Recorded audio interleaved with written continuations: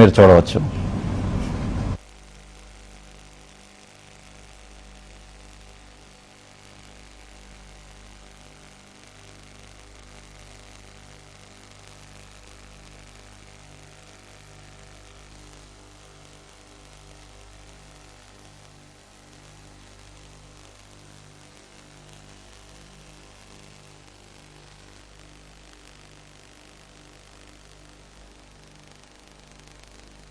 Junior NTR సన్నిహితులకు ఇప్పుడు ఆ party ఖమ్మంలో జరగలేదని నిరూపించుకోవడానికి ఏకైక ఆధారం ఇప్పుడు మీకు రాజీవ్ కనకాల రెండు ప్రదేశాల్లో కనిపిస్తున్నారు.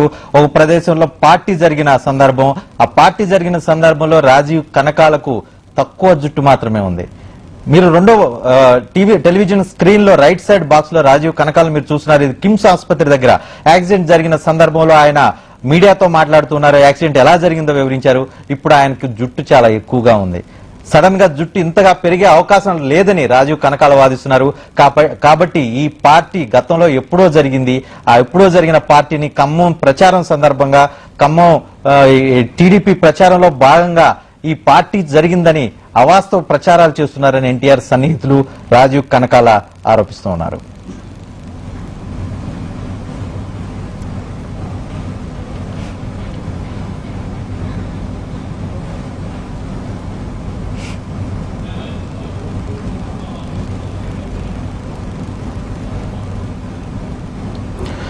మీరు చూస్తున్న దృశ్యాలు ఒకవైపు లెఫ్ట్ సైడ్ టెలివిజన్ స్క్రీన్ లో లెఫ్ట్ సైడ్ బాక్స్ లో యూట్యూబ్ లో అందుబాటులో ఉన్న దృశ్యాలు. ఇది ఎన్టీఆర్ పార్టీ వివాదానికి సంబంధించిన దృశ్యాలు మీరు లెఫ్ట్ సైడ్ బాక్స్ లో చూస్తున్నారు. రైట్ సైడ్ బాక్స్ లో రాజీవ్ కనకాల కిమ్స్ ఆసుపత్రి దగ్గర మీడియాతో మాట్లాడుతున్న దృశ్యం. ఇది ఖమ్మంలో జరిగిన యాక్సిడెంట్ సందర్భంగా, ఖమ్మం నుంచి హైదరాబాద్ కు వస్తున్న సందర్భంలో జరిగిన యాక్సిడెంట్ సందర్భంగా హాస్పిటల్ దగ్గర రాజీవ్ కనకాలను మీడియాతో మాట్లాడుతున్న దృశ్యాన్ని మీరు చూస్తున్నారు. రాజీవ్ కనకాలకి ఈ సందర్భంలో జుట్టు చాలా ఎక్కువగా ఉంది, పార్టీ జరిగిన సందర్భంలో చాలా తక్కువగా ఉంది. కాబట్టి ఇది పార్టీ యాక్సిడెంట్ రెండు ఒకే సమయంలో జరగలేదనేది ఎన్టీఆర్ సన్నిహితులు వాదిస్తూ ఉన్నారు.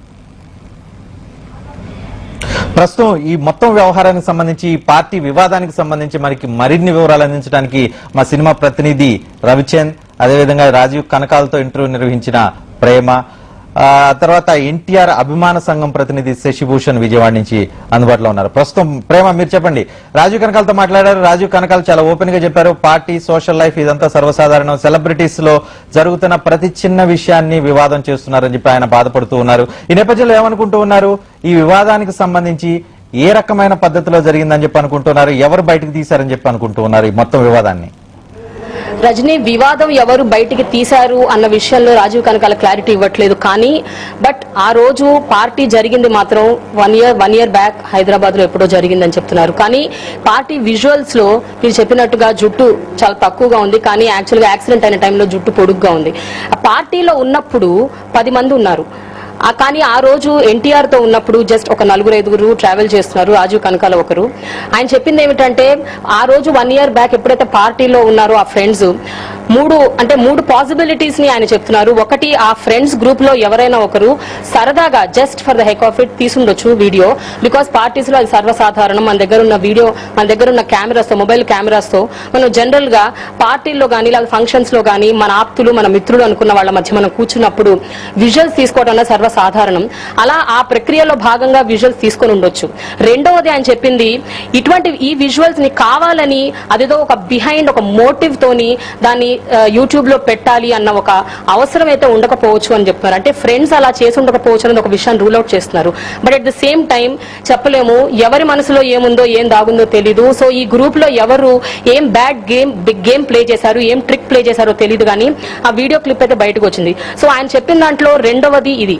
మూడో అంశం ఆయన చెప్పింది, మేబీ ఆ ఎన్టీఆర్ అంతటి సెలబ్రిటీతో కూర్చున్నాం కాబట్టి ఆ గ్రూప్ లో ఉన్న ఎవరైనా ఒకరు తన ఫ్రెండ్స్ కి గానీ తన ఇతర సన్నిహితులకు గానీ ఆ క్లిప్పింగ్ చూపించుండొచ్చు. దానివల్ల అది బ్లూటూత్ ద్వారానో మరి దేని ద్వారానో ఇంకొక మొబైల్ కి ట్రాన్స్ఫర్ చేసుకుని దాన్ని అన్ఇంటెన్షనల్ గానే మేము ఎన్టీఆర్ పక్కన కూర్చున్నాము, మేము ఎన్టీఆర్ తో ఎంజాయ్ చేశాము, తాగాము, పార్టీ చేసుకున్నామన్న ఒక మెసేజ్ బయటికి పోవడానికి మేబీ యూట్యూబ్ లో చూడొచ్చు. సో ఇదొక 3 కారణాలు చెప్తున్నారు. అయితే మరొక ప్రధానమైన కారణం రాజీవ్ కనకాల కోట్ చేసింది, పొలిటికల్ మోటివ్ కూడా ఉండొచ్చు దీని వెనకాలని. ఎందుకంటే శ్రీకాకుళం నుంచి ఖమ్మం వరకు జూనియర్ ఎన్టీఆర్ ఏదైతే తెలుగుదేశం పార్టీ కోసం గత ఎన్నికల్లో ప్రచారం నిర్వహించారో అత్యద్భుతంగా చేశారని, దానివల్ల పార్టీ కూడా ఎంతగానో లాభం చేకూరిందని, ఎంతో మందిని ప్రజలను ఆకట్టుకున్నారని, ఎన్టీఆర్ అన్నది వాళ్ళ పార్టీకి ప్లస్ పాయింట్ అని, వీటన్నిటిని గమనించి ఈసారి జరగబోయే జీహెచ్ఎంసీ ఎన్నికల్లో కూడా ఒకవేళ తెలుగుదేశం పార్టీ తరపు నుంచి మళ్లీ ఎన్టీఆర్ ని ప్రచారంలోకి దింపితే అది చాలా మైనస్ పాయింట్ అవుతుందన్న కొన్ని పొలిటికల్ పార్టీస్ దీని గేమ్ గా ఇదొకటి ప్లే చేసి ఉండొచ్చు అన్న వాదన కూడా వినిపిస్తుంది. రజనీ, ప్రేమ, యూట్యూబ్ లో ఎవరు పెట్టారనేది ఉద్దేశపూర్వకంగా పెట్టినా ఉద్దేశపూర్వకంగా పెట్టకపోయినా సరదా కొద్దిగా పెట్టినా ఈ మొత్తం వ్యవహారాన్ని మాత్రం రాజకీయంగా వాడుకునే ప్రయత్నం జరుగుతుంది. ఎవరైతే తెలుగుదేశం పార్టీ వ్యతిరేకులు ఎవరైతే ఉన్నారో దీన్ని రాజకీయంగా ఏ రకంగా ఉపయోగపడేది అనే అంశంలో చూస్తున్నారు. At the same time Telugu Desam party కూడా దీన్ని ఏదో రకంగా డిఫెండ్ చేసుకునే ప్రయత్నంలో కనిపిస్తుంది. ఈ నేపథ్యంలో మీకు ఏమనిపిస్తుంది? రాజీవ్ కనకాల ఎన్టీఆర్ సన్నిహితులు ఏమనుకునే అవకాశం కనిపిస్తుంది? దీన్ని ఏ రకంగా ప్యాచప్ చేసుకునే ప్రయత్నం కనిపిస్తుంది వాళ్ళ వైపు నుంచి? రజనీ, ఎన్టీఆర్ అలాగే అతని స్నేహితులు వీళ్ళందరూ కూడా కూర్చుని అనుకున్నది ఏమిటంటే, ఎప్పుడైతే ఈ వీడియో క్లిప్ బయట పడిందో, టీవీ ఛానల్స్ అన్నిట్లో ప్రసారం అయిందో, వాళ్ళు చాలా విపరీతంగా బాధపడ్డారు. ఎందుకంటే ఫ్రెండ్షిప్ అనేది ఇంకా వాల్యూ ఏముంటుంది, మనందరం కూర్చొని సరదాగా ఎంజాయ్ చేస్తున్న టైంలో ఇలా వీడియో క్లిప్ తీసి దాన్ని యూట్యూబ్ కి ఎక్కించడం, ఇది ఎంతవరకు భావ్యం, ఇంకెవరిని నమ్మాలి నమ్మొద్దు, సో రకరకాల క్వశ్చన్స్ వాళ్ళ బ్రెయిన్ లోకి వచ్చాయి. అసలు మొబైల్ ఫోన్స్ తీసుకొని ఎవరన్నా మన దగ్గరకు వస్తుంటే మనం చాలా అనుమానాస్పదంగా చూడాల్సి వస్తుందేమో ఇక ముందు భవిష్యత్తులో అన్న యాంగిల్లో కూడా వాళ్ళు ఆలోచించడం మొదలుపెట్టారు. సో ఈ రకరకాల ఆలోచన నేపథ్యంలో మరొక మేజర్ పాయింట్ ఈ పొలిటికల్ ఇంటర్వెన్షన్. ఇప్పుడు రాజకీయ పార్టీలు ఎవరో దీన్ని ఒక అడ్వాంటేజ్ గా తీసుకుంటున్నారన్నది ఇప్పుడు అటు రాజీవ్ కనకాల గానీ లేకపోతే అతని చుట్టూ ఉన్న ఫ్రెండ్స్ గానీ, ఎన్టీఆర్ కి సన్నిహితంగా ఉన్న వాళ్ళందరూ కానీ, ఇండస్ట్రీలో వాళ్ళు కానీ చాలా విస్తృతంగా దీని గురించి ఆలోచిస్తున్నారు. ఎందుకంటే ఇది ఏదన్నా మోటివ్ లేనిది ఇటువంటిది జరగదు. ఎందుకంటే లక్షలాది క్లిప్స్, లక్షలాది వీడియోస్ మనకి యూట్యూబ్ లో ఎగ్జిబిట్ అవుతూనే ఉంటాయి. బట్ దీన్ని తీసుకొని దీన్ని పొలిటికల్ గా వాడుకోవటం, దీని మీద హైప్ క్రియేట్ చేసి ఒక చిన్న ఇష్యూని ఇంత పెద్దగా చేసి రాద్ధాంతం చేయటం అనేది కరెక్ట్ కాదన్నది వారి వాదన. సో మీరు అన్నట్టు పొలిటికల్ ఇంటర్వెన్షన్ 100% ఉంటుంది. ప్రేమ, ఏమనుకుంటున్నారు? అనుమానించటం విషయంలో ఎవరిని అనుమానిస్తూ ఉన్నారు? రాజీవ్ కనకాల, ఆయనతో మీరు మాట్లాడారో, ఆఫ్ ది రికార్డ్ లో ఏ అభిప్రాయాలు వ్యక్తం చేస్తున్నారు ఆయన?